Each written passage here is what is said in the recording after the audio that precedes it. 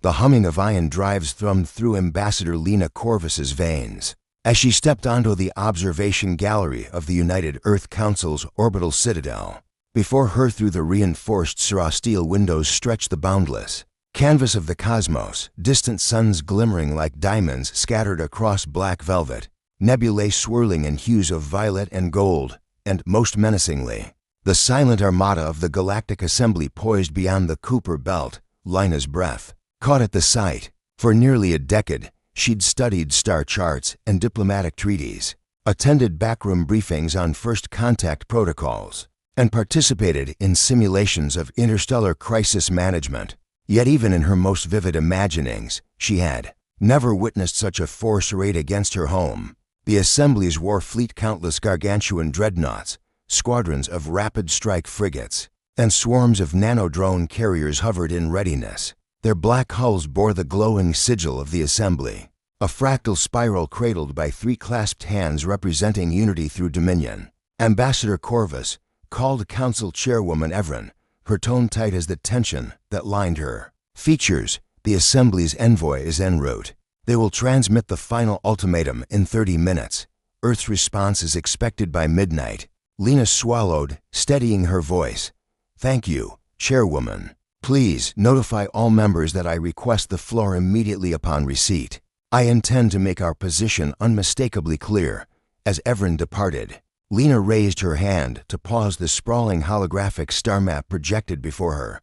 A network of glowing lines connected Earth to every known Assembly outpost. One by one, she dimmed the link Sirius, Alpha Centauri, vague until only the pale blue dot of her birthplace remained bright. Night and day blurred during those 30 minutes. Lena reviewed every datapad of missile yields, drone swarm, algorithms, and the signatures of the last for alien wrecks scavenged in the Oort cloud. She recalled her first encounter with Assembly technology, the crystalline shroud that had kissed the surface of Europa years ago, a test of humanity's will. Back then, Earth's scientists had thought it a peaceful overture. Instead, it was a probe to see how we'd react. The scientists' bewildered joy turned to fear when the shroud pulsed with geokinetic energy, nearly cracking the moon's icy crust. Humanity had survived, learned, and hidden what it knew. Below her, in the Council's vast chambers, murmurs grew as dignitaries from every nation and colony logged in. On Earth, the Council was an uneasy alliance. Old Earth powers like the United European Consortium and the Pacific Coalition looming large in influence, while newer members Martian territories. The Titan Mining Guild nursed grudges over resource allocations. Yet tonight, for the first time in recorded history, every delegate's gaze was fixed on one goal: survival. A hush fell as the Assembly's envoy, a shimmering avatar of fractal light, materialized in the center of the chamber. Its voice, synthesized but resonant, echoed across the viewport. People of Earth, the Galactic Assembly demands submission. Your world's resources, culture, and technologies will be integrated into the collective for the betterment of all sentient life. Resist, and you will be extinguished. Warm air caught in Lena's throat. She leaned forward. Collective? Is that your term for annexation? She asked, voice steady. You demand that Earth surrender its autonomy, its sovereignty, its Solon pain of obliteration? The Avatar's fractal edges pulsed. We offer unity, progress beyond your primitive conflicts. Embrace us or you will be made an example. Silence draped the chamber like a funeral shroud. Then, from the back, a solitary hand rose. Chairwoman Evren, her face pale. Ambassador Corvus, she said, voice trembling, the people need hope.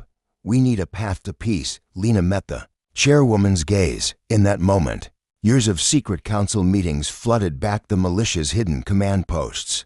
Beneath the Ganges plains, the clandestine warp test facilities carved into the asteroid belt, the whispered code names of projects like Aurora Field and Raven Strike. Earth's public face was one of disarmament and diplomacy. Its hidden face was a fortress. And now, on this council's threshold, she would unveil it. She stood. You speak of progress, she said, her voice steady now, ringing with command. But progress forged by force is tyranny. You claim to end conflicts, but your history is written in conquest. Do not mistake our caution for weakness. Humanity has endured ice ages, Plagues, wars we barely won. We have risen from the dust of our own mistakes. We learn. We adapt. We fight. Eyes widened. Screens flickered as every camera zoomed to capture her image. Across the council floor, murmurs rippled. She's going to war. But we have no fleet. We have hidden forces. Lena raised her hand. I speak on behalf of Earth's War Council, she announced, voice unwavering. We have prepared for this day. Our scientists have harnessed the ether drive, making travel beyond light's edge possible. Our engineers have reverse-engineered alien weaponry. Our tacticians have studied your every maneuver. We are not the naive world you once threatened. The envoy's fractal form shimmered, flickering as if unsure how to reply. Lena pressed forward. This chamber convenes under the United Earth Treaty, Article 7, Clause 12, in the event of existential threat. The United Earth Council may authorize immediate defensive action without prior assembly approval. I invoke that clause now. A heartbeat passed, then the envoy dissipated in prisms of light along the chamber walls. Warning lights began to flash somewhere in the bowels of the citadel. The War Council's red alert klaxons thundered. Lena stood tall, chest heaving. As the delegates scrambled, their screens alive with tactical feeds, below the orbital station, humanity's hidden gem lay beneath the Antarctic ice. The SAP's nexus, a vast underground complex, housed the Freedom Surge Protocol. The moment all war assets would awaken, she tapped her comm bead. Global Command. This is Ambassador Corvus. Freedom Surge Protocol activate. Across the globe, deep underground and vaulted bunkers, lights flickered awake. In Siberia, the massive railguns hummed to life. Off the California coast, the first Raven-class stealth corvettes powered their graviton drives. On the far side of the moon, the other launchpad's magnetic coils thrummed with energy. Mars's orbital shipyards lit up like a beehive. Back in the gallery, Lena watched as the orbital gun's terrible weapons, first built to deflect asteroids, shifted their barrels to space. She felt a swell of pride. Earth was not begging for mercy. Earth was smiling. Outside, the Assembly's dreadnoughts began to reposition. They would strike first, they expected. They would quash humanity swiftly, they believed. They did not know what waited in the dark. Lena's communicator crackled with General Reyes' voice from Mars. Ambassador Corvus, the Bastion stands ready. We await your command, and it will come. Lena replied, her eyes alight with resolve. Earth is done hiding. Tonight, we show the galaxy what it means to defend your home. As the final minutes ticked away to midnight, the stars held their breath. In the hushed corridors of power, one truth stood clear. The Galactic Assembly had declared war, and Earth, at last, had smiled like it was finally time. The Raven-class skirmish fleet slipped through the void like shadows cast by unseen suns, their hulls a matte obsidian that swallowed stray photons. In the command deck of the Av's Nightingale, Fleet Commander Jareth Miles stood before a panoramic viewport, his reflection a pale silhouette against the expanse of Jupiter's swirling bands. Beside him, Lieutenant Aron's fingers danced over a holo console, plotting vectors that would shepherd their little armada into the heart of the Assembly's supply lines. Convoy detected, Aron announced, her tone clipped. Coordinates placed 10 Ketheri-built supply freighters on approach to Europa's orbital depot. Escort strength, 3 mark for frigate spectral hulls, hyper-ion pulse cannons. The tactical diagram pulsed red with enemy signatures, and the Nightingale's inertial dampeners hummed with anticipation. Jareth's jaw tightened. He recalled the savage elegance of the Ketheri tactics, swift broadsides, plasma harpoons fired in synchronized spreads, cloaked missile volleys that punched through even the most sophisticated shields. Yet this was exactly why Earth had developed its graviton torpedoes warheads that twisted the fabric of space, punching holes in reality before collapsing it upon itself. All craft, battle stations, Raven wings, close formation, prepare to intercept at optimal salvo range. Moments later, the fleet shattered the rim of Jupiter's magnetosphere. Ominous storms crackled in the gas giant's upper atmosphere. But Jareth ignored the cosmic fireworks, his whole being focused on the enemy. Lieutenant, he said, give me a firing solution that optimizes yield versus collateral electromagnetic interference. We need clean kills, no debris cloud, to warn the rest of the assembly. Aaron overlaid gravitic dispersion curves atop the convoy's flight path. Launch tubes 1 through 4 are primed. Estimated time to impact, 28 seconds. Yield levels, set to microsingularity, should neutralize hulls without excessive fragment scatter. Fire when ready. Jareth's voice was a low command. The Raven-class corvettes shuddered as the torpedoes blinked into existence, then streaked forward, each one a bullet of condensed gravity outside.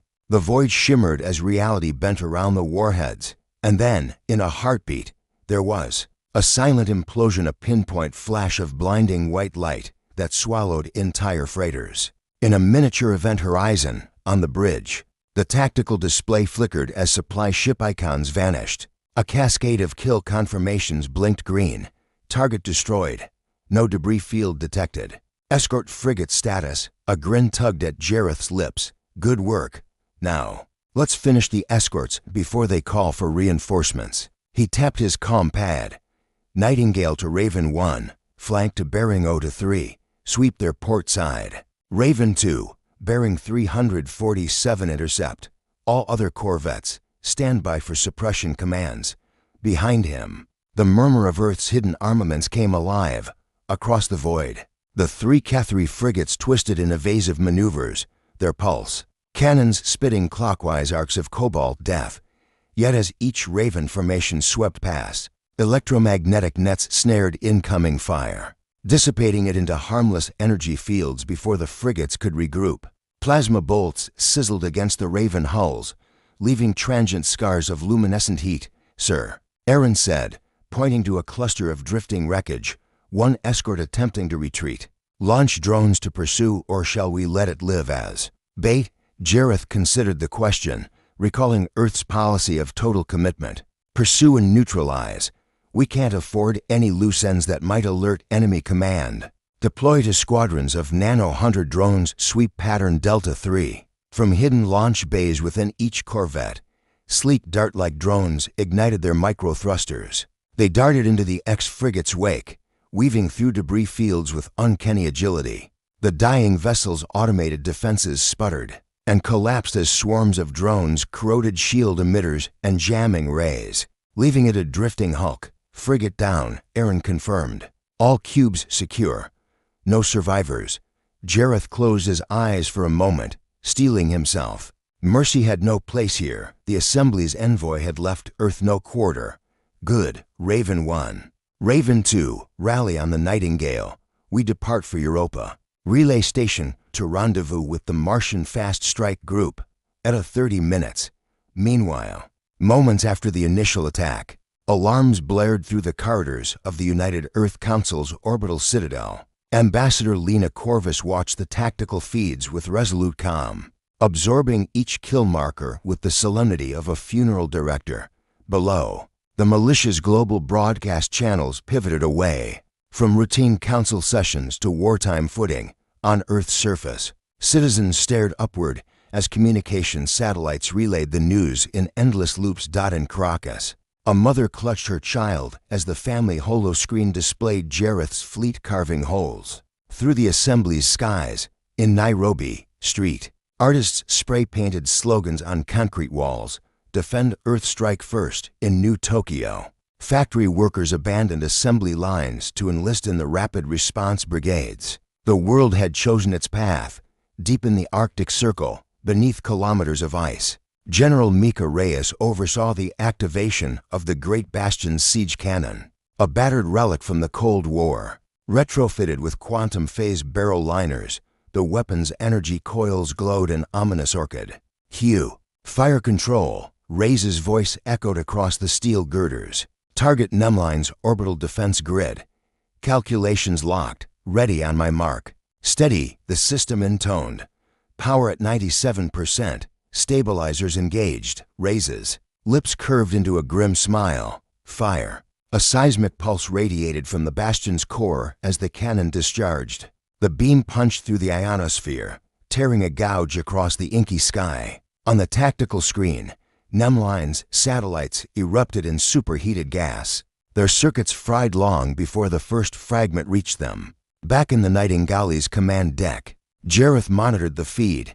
"Beautiful shot, General. NEM lines. Defenses are down. We have a clear corridor to the Europa relay."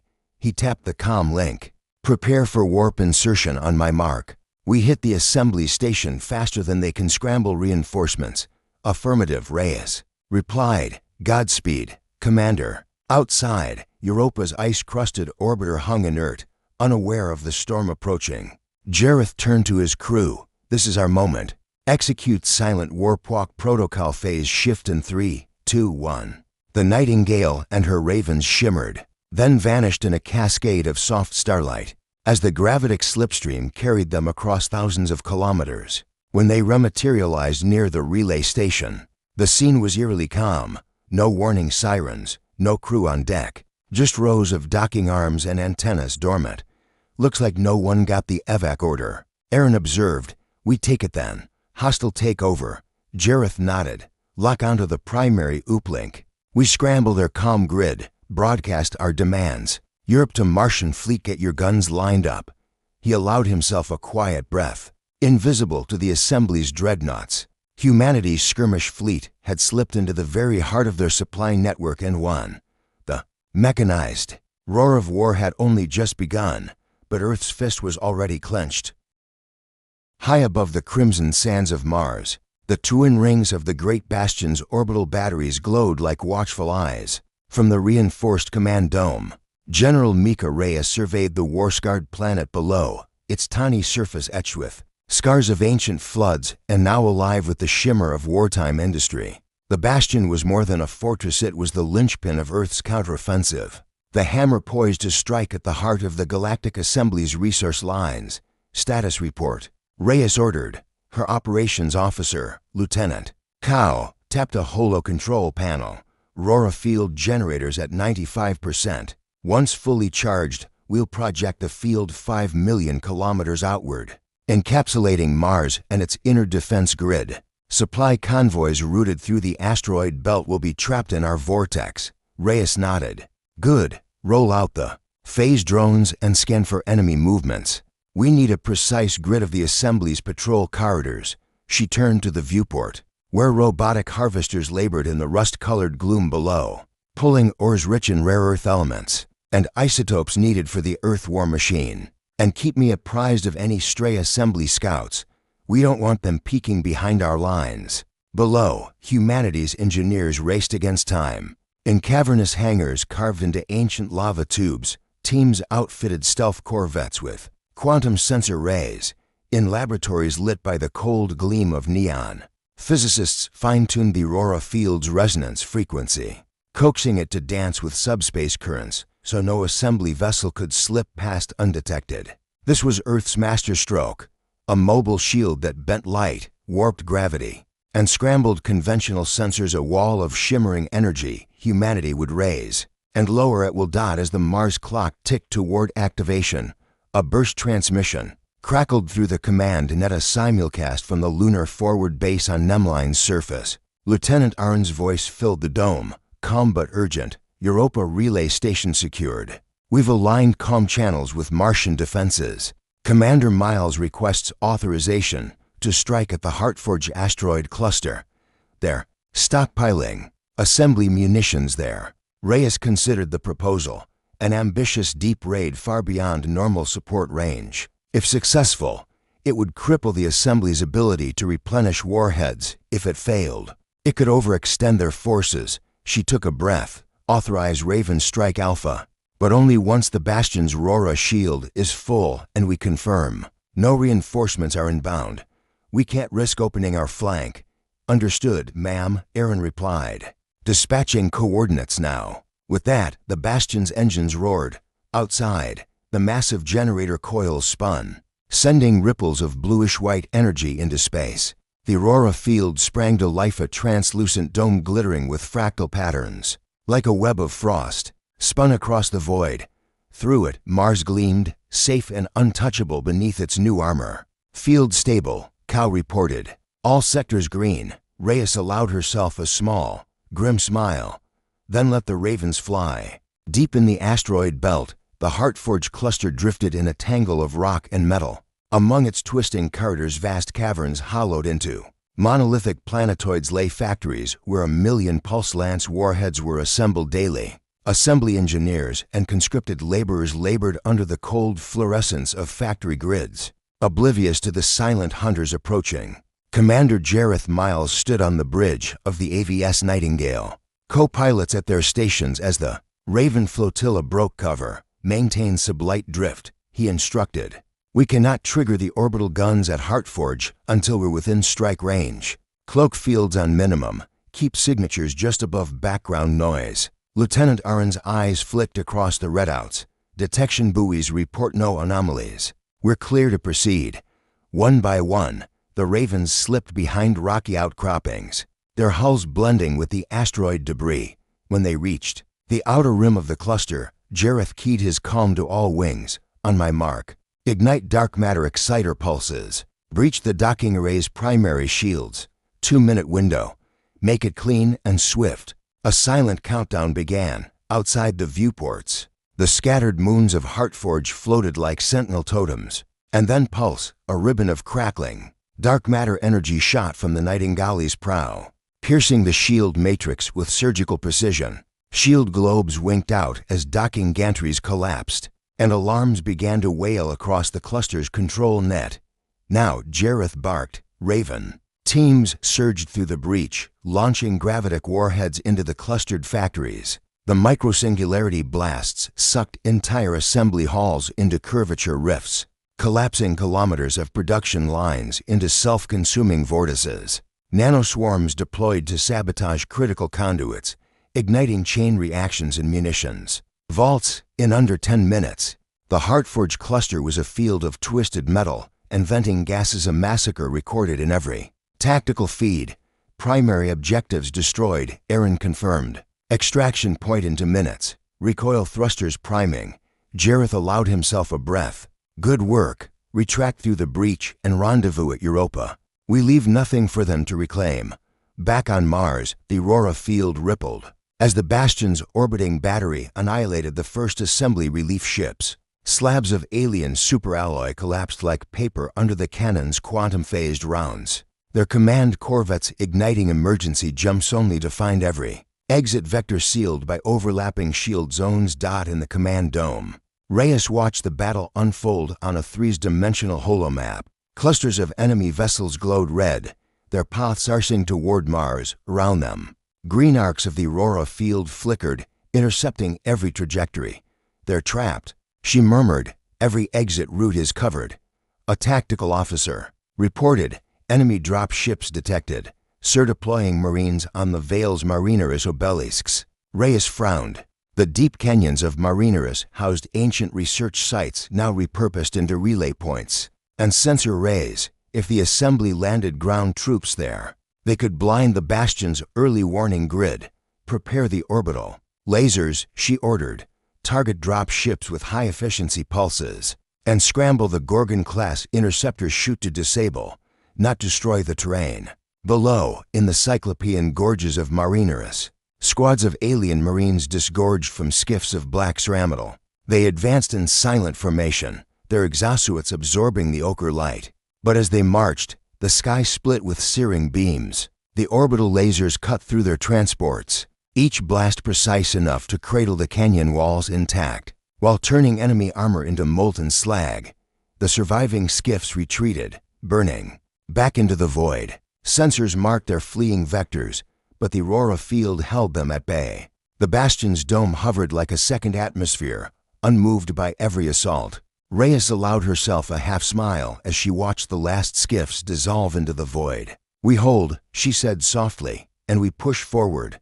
By the time the Ravens returned to Europa, Mars's defenses stood impenetrable, and the loss of the Heartforge cluster crippled the assembly's resupply capabilities. Across the system, Earth's scientists monitored new breakthroughs, graviton drones that could herd entire dreadnought fleets, quantum decryptors that turned the assembly's own communication protocols against them, and a nascent protoswarm, a design to adapt mid-battle. Back in the command net, Ambassador Lena Corvus's voice crackled in, "Congratulations, commanders. With Martian defenses absolute and the Heartforge cluster neutralized, we cut off the enemy's lifeline. The assembly's war machine slows. Let's keep the pressure on. Prepare for Phase 2, the assault on the Outer Rim blockade. A cheer rose across every bridge, every bunker, every hidden launch bay, on Earth's public feeds. The news spread like wildfire. Humanity had seized the tide of war and steered it toward victory. Streets across the globe glowed with makeshift bonfires, and radio DJs spun triumphant anthems as people danced in the dawn of a new era. Yet amidst the jubilation, in quiet corners of the war rooms, commanders and statesmen knew the war was far from over. The assembly would not cede its dominion easily, but Earth had found its momentum, and for the first time, they believed in the possibility of ending this conflict on their terms. The turning tide had come, and Earth, bolstered by unity and tempered by fire, would ride the wave straight into the heart of the galactic storm. The final assault began before first light bathed Earth in its pale blue glow. Across the inner system, every launched vessel, every turret, every drone was poised for one last, decisive strike. Fleet Commander Jareth Miles stood on the bridge of the Av's Nightingale, his face lit by the holo readouts of Titan Station schematics. Behind him, the Raven squadrons aligned in tight V formations. Hundreds of black hulls pressed shoulder to shoulder like a medieval phalanx waiting to charge. Today, Jareth's voice boomed across the comnet. "We finished this, every warhead in Titan Station's armory will be neutralized. Every thruster on its defense platforms will be silenced. Remember why we fight, not for glory, but to secure a future where humanity stands unbowed. Engage on my mark." Below Mars's orbit, the Aurora field shimmered, a protective pearl around the red planet, shielding supply convoys en route to the staging grounds on Luna's dark side. The other launch platforms flared, propelling the first wave of transports into the void. From Europa to Ganymede, railguns tested their aim against phantom targets. Every weapon in Earth's arsenal sang in harmony, urgent, determined, unrelenting. At the heart of Saturn's rings, Titan Station rotated silently, its staggered tiers of docking bays. Power conduits and kinetic batteries loomed like the gears of some ancient cosmic machine. Centrifugal gravity generators held simulated strata of land and sky, an illusion of solid ground. Atop an ever-circling steel arch, since its construction, Titan had been the assembly's foremost stronghold, secure, self-sustaining, and rumored impregnable. But Earth had learned to bend the rules of physics. Lena Corvus's voice crackled in Jareth's ear. "All teams, confirm engagement vectors. Phase shield capacitors at maximum. We breach the outer ring in 3, 2, 1. A fleet-wide pulse of exotic energy rippled outward as the Raven skirmish ships unspooled their dark matter exciter nets. These invisible coils tore through Titan's shield layers, baking the energy margins until the barriers flickered and collapsed in fractal patterns of incandescent blue. In the ensuing lull, the Nightingale and her escorts streaked forward, trailing comet-like tails of graviton torpedoes and microfusion drones. Titan's defense batteries roared to life. Ion lance cannons slashed jets of charged particles, fusing a dozen corvettes to drifting embers. But the Aurora-tuned disruptors aboard the Ravens sent shockwaves through the station's targeting grids, jamming fire control arrays and forcing the guns to misfire into their own decks. A cascade of explosions rippled along the station's rings, ripping open hull plates and venting reactor cores into the void. "Breach at Sector 19, reported Lieutenant Aaron. Dreadnought hangar compromised, several hostiles escaping via emergency skid ports. Intercept," Jareth ordered grimly. "Don't let a single warship out." Raven 3, block their vector. Raven 5, sweep for debris outside the station. The skirmish turned into a chase through corridors of orbiting metal. Human tactics favored speed and precision. Nimble corvettes weaved between fractured power pylons, sending boarding shuttles into the yawning breaches. Elite strike teams in exoskeletal armor punched through bulkheads with grav cutter axes, sealing corridors behind them to trap struggling assembly engineers and captains. Inside Titan's central command core, a vast cylinder of plasma conduits and data filaments, Ambassador Corvus moved with purpose. She'd sailed to the station aboard the Elysium Descendant, a stealth vessel converted for covert insertion. Now, flanked by her personal guard of naval commandos, she raced along magnetic catwalks, past the station's crystal glass observatories, toward the archive of protocols, the crystalline vault where the assembly stored every treaty, every code, every secret of their dominion. "This way," murmured Lieutenant Soren, his visors flickering. "I've marked the path to the core. Security's down by 74%, but the fail-safes still twitch." They reached the archive's entrance as a secondary power surge knocked out the corridor lights. Red emergency strobes clashed with the ambient glow of the data crystals. Corvus laid her palm on the vault's biometric scanner, her heart pounding. In time with the station's residual thrum, the crystalline doors slid open, revealing the archive's rows upon rows of holographic data pillars, each one humming with the weight of centuries. "There it is," Corvus whispered, pointing to the central pillar, the Proto-Treaty Codex, the document that bound assembly members in fealty and obedience. With a glance to her team, she activated her wrist console, override sequence Gamma 2, encrypt and wipe, outside. The station shuddered as the last dreadnought hangar collapsed in a titanic blast. Armor plating peeled away like birch bark. In a storm, on the holo feeds, Jareth's face appeared, sweat gleaming on his brow. Ambassador status. Corvus froze a moment, still in the archive's glow. She watched the data columns fracture as the Codex's digital signature uploaded to Earth's central grid, then self-destructed in a cascade of sparks. "Done," she said finally. "We have the keys to their empire. The assembly can't rebuild without rewriting its own foundation." A muffled cheer met her words. "Return to extraction." She signaled, "Our job here is over." Moments later, Titan Station exploded in a silent nova of steel and plasma. The blast wave rippled across the rings, shearing off satellite platforms and hurling chunks of superalloy into the gas giant's atmosphere. The remaining assembly vessels disordered, leaderless attempted to flee, only to be picked off by Raven interceptors and Martian battery lasers. On the command deck of the Nightingale, Jareth allowed himself a long breath. Behind him, the holodisplay pulsed green. Primary objective complete. All hostiles neutralized. He closed his eyes for a moment, remembering every life lost, every sacrifice made. Then he opened them again and spoke into the comnet. "Earth Fleet, hold your fire. The war is over." Across the network, ships disengaged weapons, drifting in the silent aftermath of destruction. On Earth itself, billions held their breath as the news filtered down through every channel. In city squares from Rio to Delhi, people cheered until their voices cracked. In desert camps on the Sahara's fringe, nomads raised their hands skyward. In the jungles of Borneo, tribes gathered around ancient fires to share the word.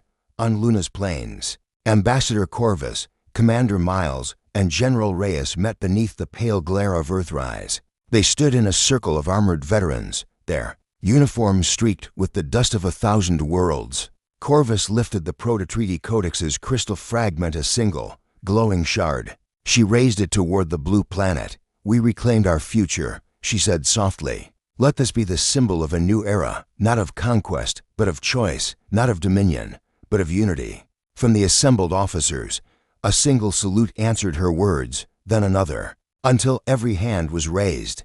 Above them, Earth turned, indifferent, to the scars of war, yet forever changed by the determination of its people. In the days that followed, the Galactic Assembly broadcast an unconditional surrender. Its bureaucrats scrambled to reassemble treaties that would welcome Earth into a reformed alliance, one where each voice, each world, would stand sovereign and equal. Humanity's terms were straightforward.